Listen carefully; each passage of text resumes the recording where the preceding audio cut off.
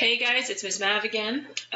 We are going to continue with our poetry unit, and we're going to go over the poem by Emily Dickonson, Some Keep the Sabbath Going to Church. Huge fan of Emily Dickonson. I don't know if you guys have any love for her, but I find her to be pretty cool. A little bit better than Walt Whitman anyway, right? All right, so keeping in tradition, I'm going to read the poem on the I'm going to read the poem on the left here all the way through and then go back and talk about my notes and add some information as we go along. Be sure to print this out and add your own notes, questions, comments as you annotate. Annotation is key when you are studying poetry. I encourage you to always print out poems, mark them up, and it'll help you in your understanding. All right, so let's get going. Some keep the Sabbath going to church. I keep it staying at home, with a bobo link for a chorister and an orchid for a dome. Some keep the Sabbath in surplice. I just wear my wings, and instead of tolling the bell for church, our little sexton sings. God preaches a noted clergyman, and his sermon is never long. So instead of getting to heaven, at last I'm going all along. Okay, so let's go back. Some keep the Sabbath going to church. I just define Sabbath as, a holy day observed by going to church. But she says, I keep it staying at home. So the reference here is that she keeps, or her church, her place of worship is in her house, is in her home. And we are supposed to infer or begin to understand that she does not feel that she needs to go to church in order to worship or to feel closeness to God. You will notice that home is capitalized. Home is capitalized because the speaker is telling us that she equates or holds in the same regard, rather, home and church, that it is a place of worship. So it's important that you note that that's why it's capitalized. She then moves on to the next line with a bobo link for a chorister and an orchid for a dome. So a bobo link is a songbird and a chorister is a choir. Obviously, we are comparing home and church again. So the bobolink is the choir, so to speak, that she hears outside of her window. It's God's music in nature.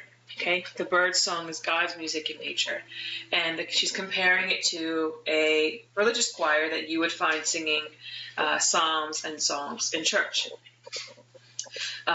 We can make the assumption that she feels that the bird, or that it's just as beautiful listening to the choir in church as it is listening to the bird sing, that the bird singing God's word in a more naturalistic form. And we can also talk about structure on the offbeat before we keep moving on. You will notice that she writes in 4-line stanzas called a quatrain, and you notice that her rhyme scheme, the second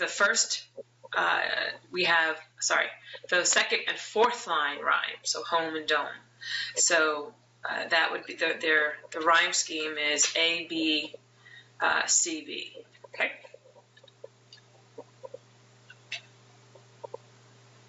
Orchid, let's go to, the last line. And an orchid for a dome. So an orchid is a large collection of trees. You go to apple orchid, think of it that way. And a dome refers to the structure. And again, she's comparing it to the church. So she's saying that her church, her dome, is this beauty outside, this orchid of just trees or whatever she's looking at. And she is stressing that she can find her God in nature, her faith in nature. Whereas others feel that they only can find, or that they have to go to church in order to establish that closeness to God. Some keep the Sabbath in surplice. I just wear my wings. So surplice is a garment worn by a clergyman during a service. It's just a garment that priests wear when they're on the altar providing mass. So she's comparing how the priests wear this garment to speak to God, but she just wears her wings. Now, we know that she doesn't literally have angel wings, but she's speaking metaphorically. She's saying that she symbolically puts her wings on and listens to God because she can, she's one of God's angels. She doesn't need to die and go to heaven to become an angel. She feels that she's one of God's children, one of God's angels. And instead of tolling the bell for church, our little sexton sings. So a sexton is a person in charge of maintaining the church, and way back in the day, during Emily Dickinson's time, they would be in charge of ringing the bell, letting everybody know, okay, wake up, get your butt to church, it's time on a Sunday. So she said instead of tolling the bell to let everybody know it's time to go to church, the bird sings, and that could be at any time. So the little sexton that she hears is just her is nature, but again referring to her bobolink, the bird, the songbird, that just sings whenever it wants, meaning that she can pray and have church whenever she feels like it. She doesn't have to wait for the bell.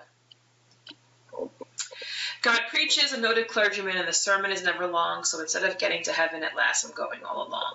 So God preaches, a noted clergyman. So we're supposed to find some humor in this first line, but it's really hard to tell if you didn't really study Emily Dickinson. But she calls God a clergyman who preaches, which isn't the case, right? God speaks to us, but he doesn't preach. We generally associate that idea with priests who preach God's word. Some believe we speak to God through a clergyman, but the speaker does not. She believes that she can speak to God through her natural surroundings, from her home. She feels that she can speak to God directly. She doesn't need to go through a middleman in order to have that connection. And the sermon is never long, so obviously she can make it as brief in her home she can pray as long as she wants, or as brief as she wants. You're not forced to sit in a church for a certain amount of time at a certain point in the day. So she's just, I don't want to say poking fun, but she's sort of mocking the structure of the church, saying that look at all the flexibility I have and I'm still this close to God, and whereas you guys feel like you need to follow all these rules and regulations. So instead of getting to heaven at last, she's suggesting the fact that people go to church, right? Because I want to be able to, people believe that they go to church, they believe in God, they'll find their way to heaven. She's saying, well, not all of that. Instead of saying, I'm finally going to get to heaven because I've done all this, I've gone to church every Sunday, and I listened to the choir, and I listened to the clergyman, and I did everything I was supposed to, so at last I'm going to get to heaven. Her inside joke is, well, I've been going all along, and I've never set foot into a church. All right? That's it, really. I mean, there's nothing else to this poem. So if you have any questions about some Keep the Sabbath going, make sure that you email me. But this poem was relatively simple, I think. All right? Good luck on your quiz, guys.